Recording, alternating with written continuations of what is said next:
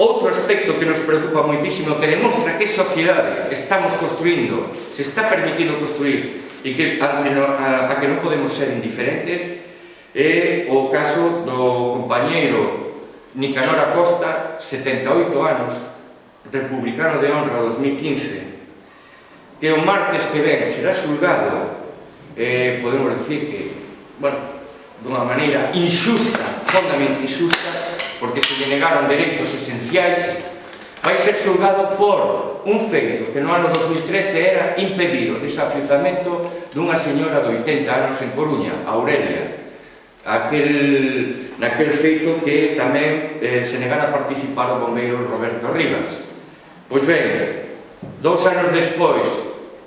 o compañeiro Nicanor Acosta será xulgado, aplícanlle a lei Mordaza,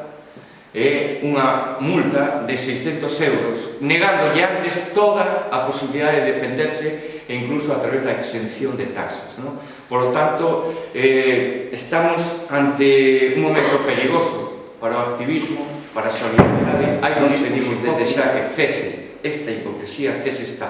este discurso populista, que triunfe o discurso dos dereitos humanos, que triunfe o discurso da cidadanía. Nos, a través de Madrid, xa traballamos, en Galicia estamos traballando para que, desde logo,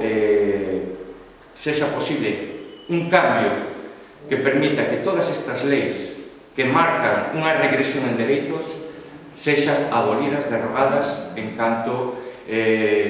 pase o 20 de decembro deste ano. Agardemos que sexa así para ben da cidadanía, para ben dos dereitos sociais e para ben da sociedade futura que queremos construir.